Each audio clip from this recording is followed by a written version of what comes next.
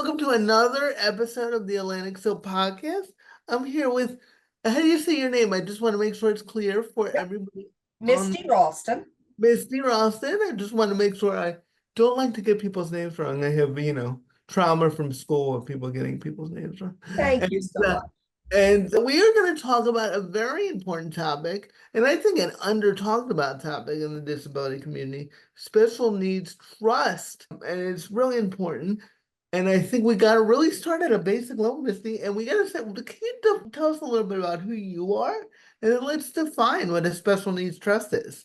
Sure, absolutely. So again, my name is Misty Ralston. I'm with the law firm Ralston Law here in Woodbury, New Jersey, right on the main drag across from the courthouse. And I do estate planning for families, for special needs families, for elderly families, for and basically anyone who wants to make sure that their families stay out of court and conflict, and they're able to make sure that they're making the right decisions that's going to help their families. So a lot of my families do have children or members of their family that have special needs. Some are very high functioning, some are very low functioning, and they want to make sure that their family members are protected.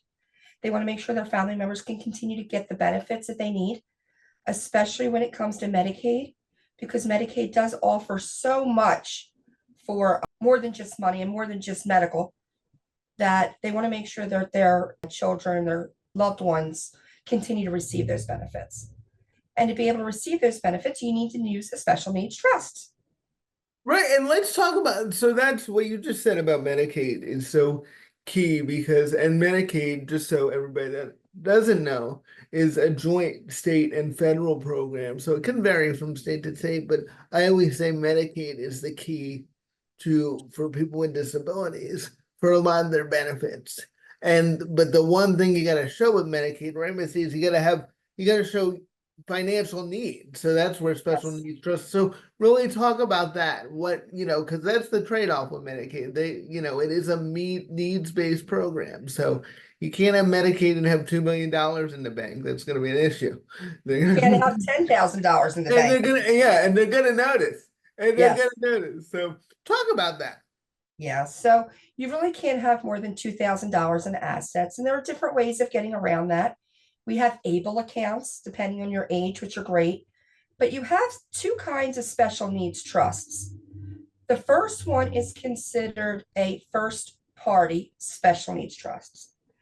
And that's for people who didn't have family members that took a proactive step, and they get an inheritance or they get a settlement from some sort of lawsuit.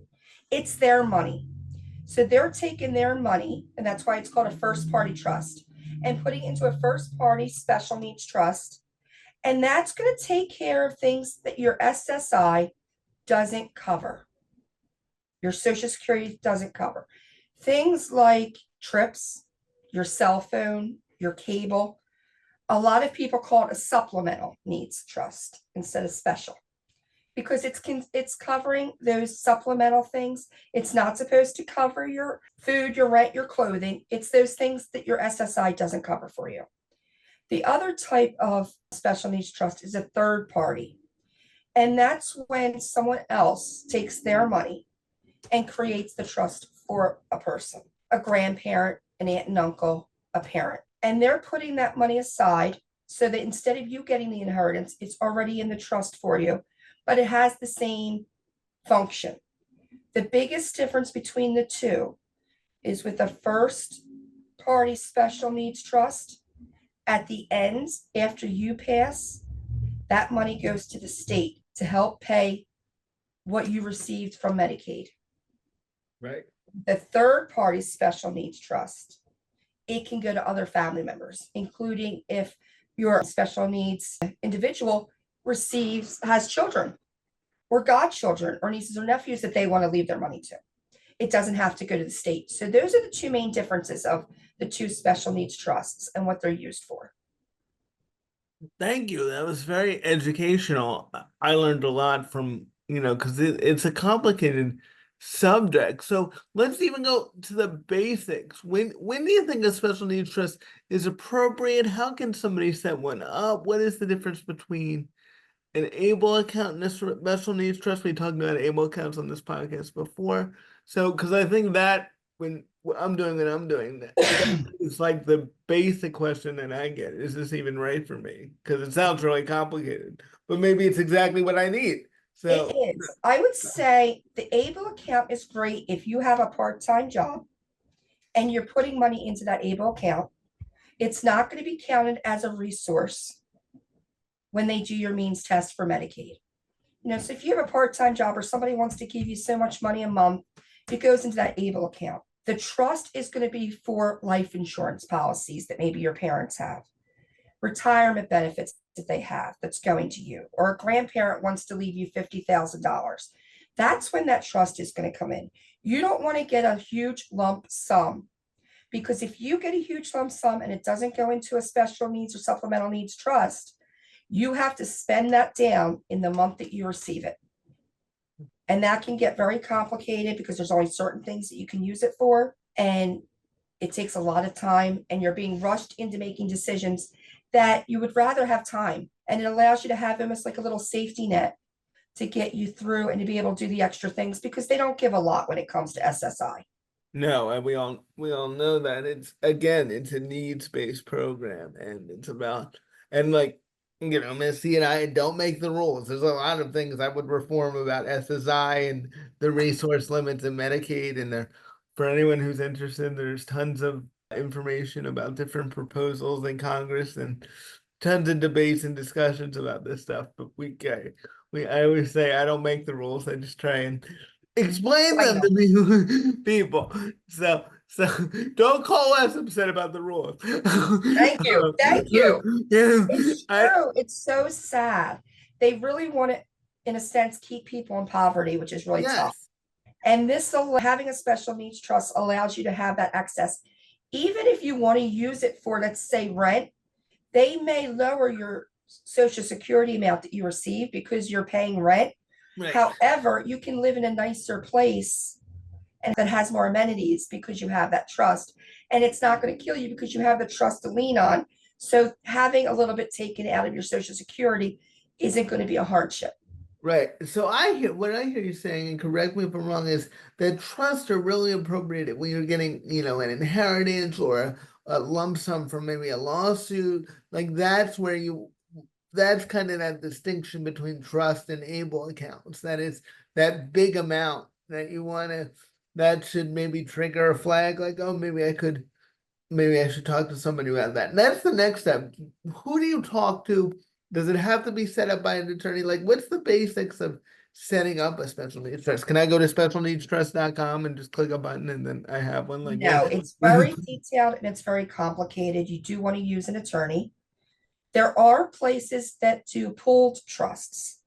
And that's when it's not as large an amount that you want to do a full trust, but maybe it's more than your able account allows you. And that New Jersey, I believe it's special. I'd have to double check. I apologize. But New Jersey, there are a couple different pool trusts in the area that will do that. But the problem with those pooled trusts is, again, you don't get any money back. Your family you can't leave that money. Whatever's left Right, goes to that group. So right. it's called Plan New Jersey, plannj.org. Okay. So there are some that will do these pooled trusts, but you're being pooled with other people. It's being invested together. And then you have to have somebody from them really, they charge you a monthly fee, they charge you, and For managing it, yes. it's not ideal, but it's better than not having anything. Right, right. Yeah, so so it's really important to go to an attorney and to set this up.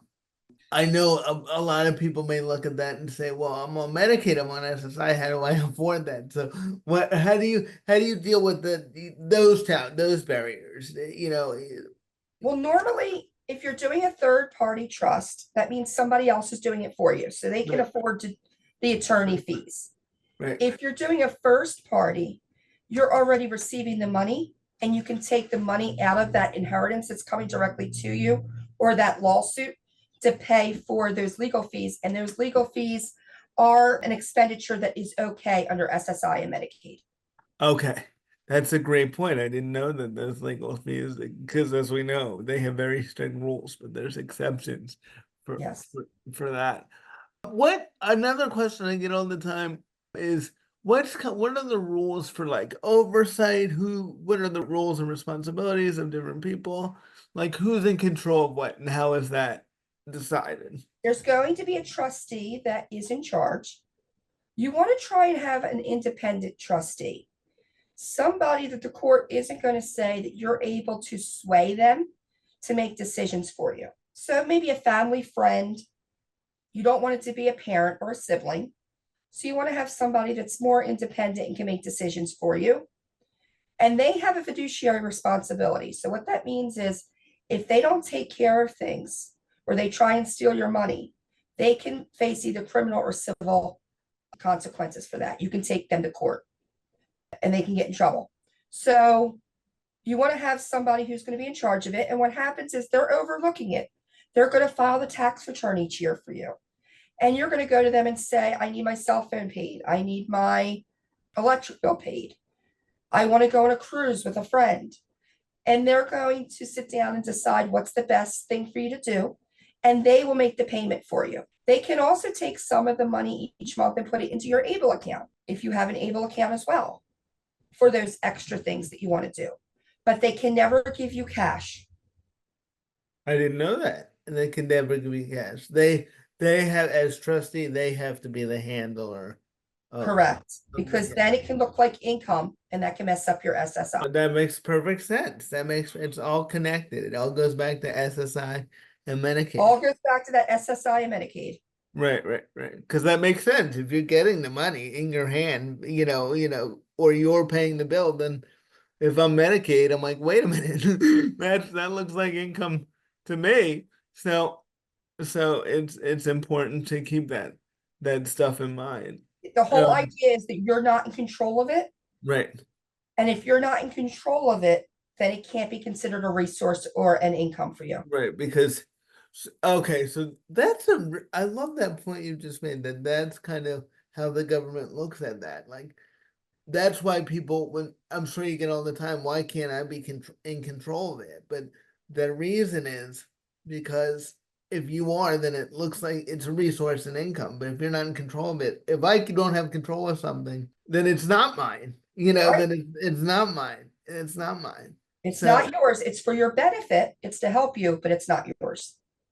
So what happens if there's a disagreement between the trustee and the person with they want to go on that cruise. They're like, this is I've been waiting for this cruise my whole life. Let's go, let's fire it up. And the trustee is like, no, I don't think that like is there any recourse? How does that because I'm sure that comes up all the time. How are It those things? does. There is recourse. You can always go to court and ask to have that person removed and a new person placed in. Again, you want to make sure that it is somebody that it doesn't appear that you have control over that person.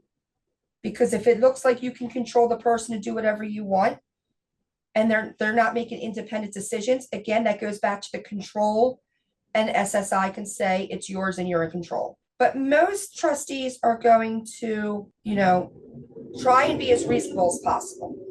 You may want to go on a cruise and they say, okay, we're going to get you a balcony, we're going to get you a window room, and you're like, no, I want the grand princess suite Right. for 25,000. That's They're what gonna I say, want. That's what absolutely I not. want. That's what I'm going for.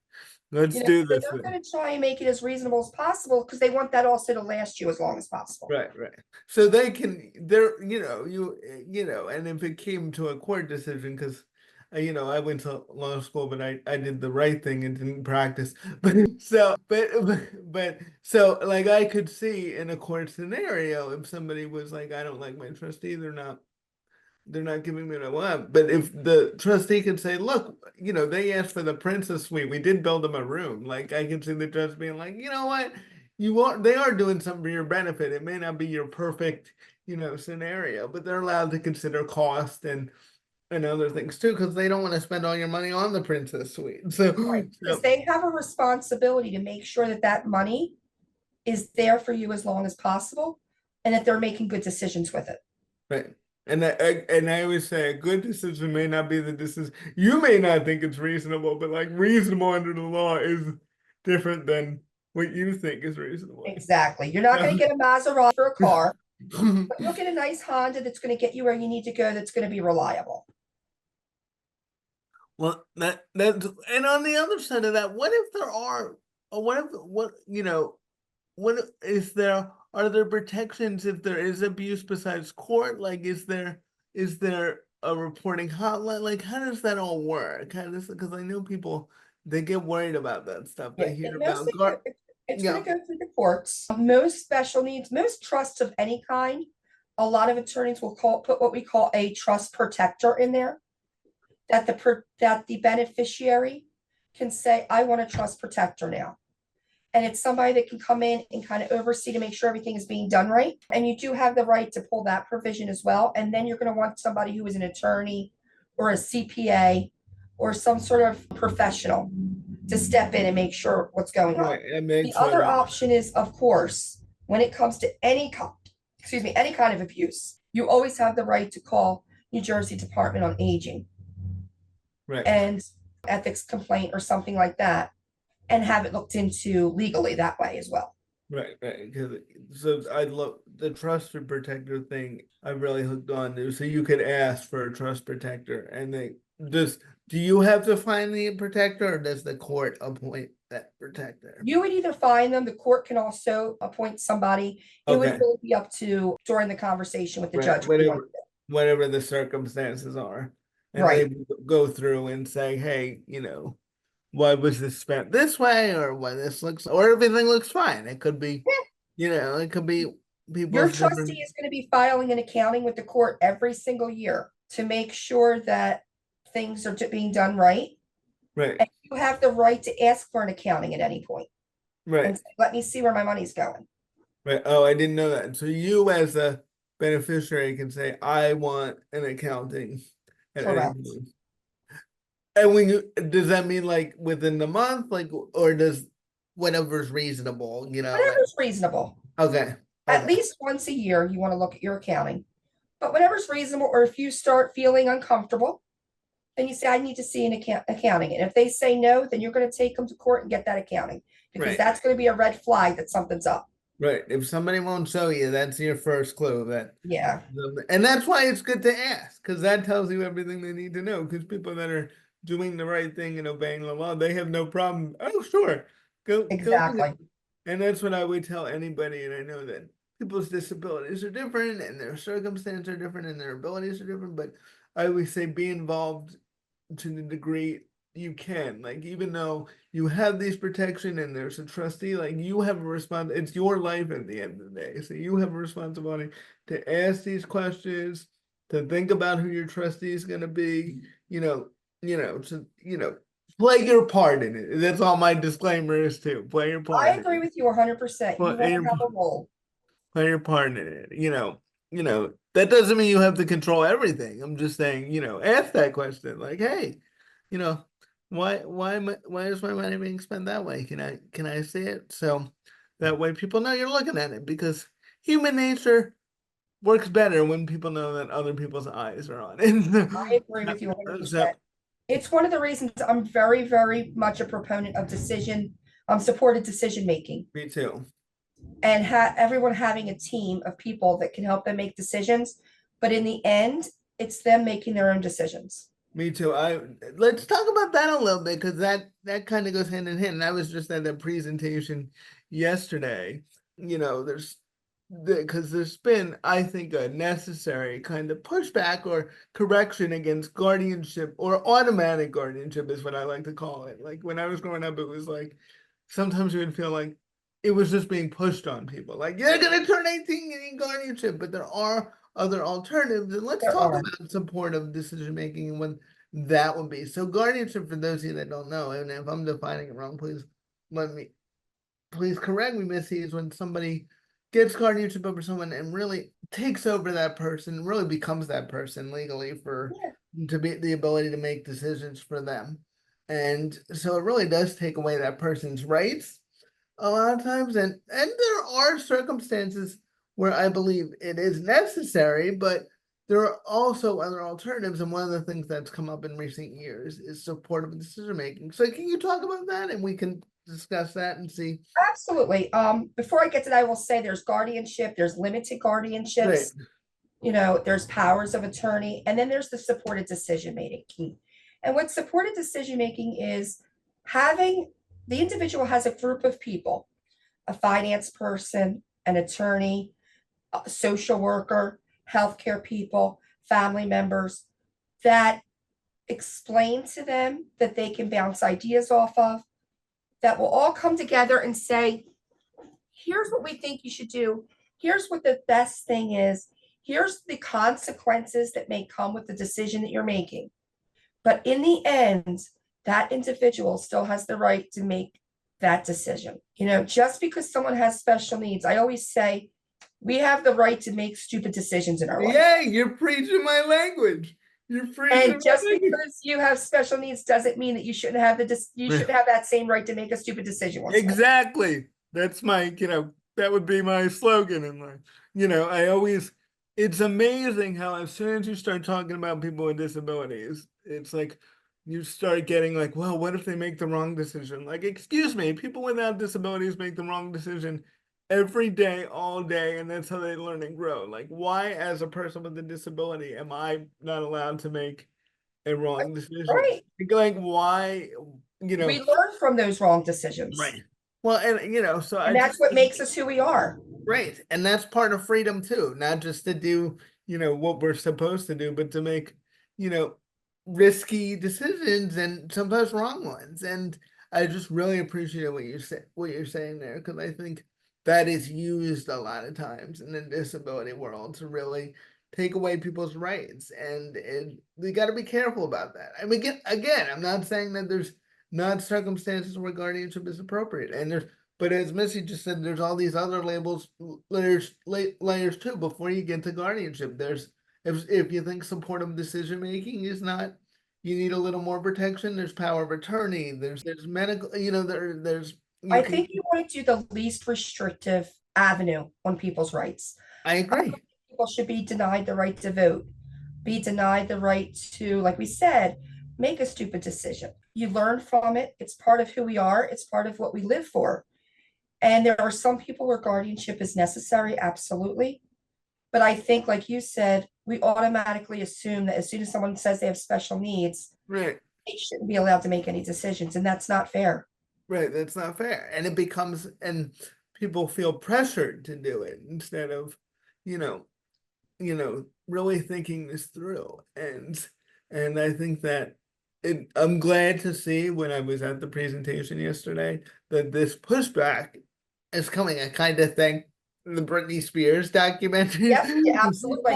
for that stuff. If you haven't watched it, anyway, there's been documentaries on Hulu about her experience, and I just felt like, this is something that I saw go more mainstream as that happened, and I'm happy to hear that. It's also really a disservice because when we have people that can do supported decision making or have powers of attorney where it's not as restrictive as a guardianship, as they get older, the people who are guardians, which are normally their parents, pass away and they're not prepared and their siblings aren't prepared. And a lot of times they don't have anybody in their corner anymore. Where Right. with supported decision making, you're choosing your peers, you're choosing people that are going to be around to help you make decisions, to help guide you, just like we all have friends and family members and people that guide us.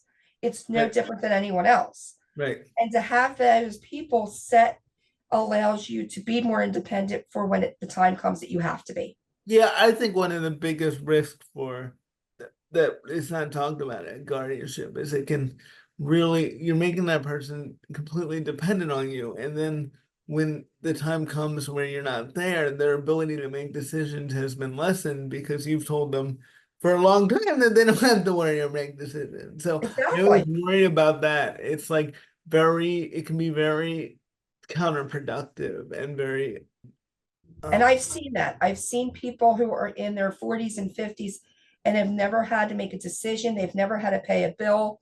They've never been responsible for anything.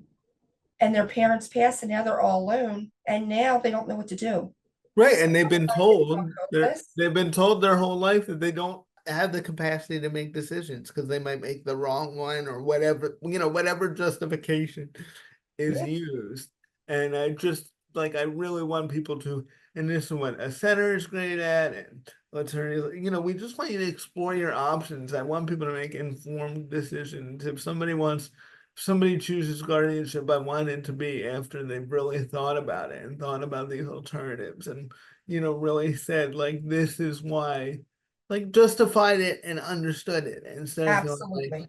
oh, something, I hear that all the time. It might not be safe. And I'm like, what does that mean? Yeah. Like, what is, Or do a limited guardianship. Maybe you're right. someone's in charge of your money, but everything Exactly. else you can make decisions on.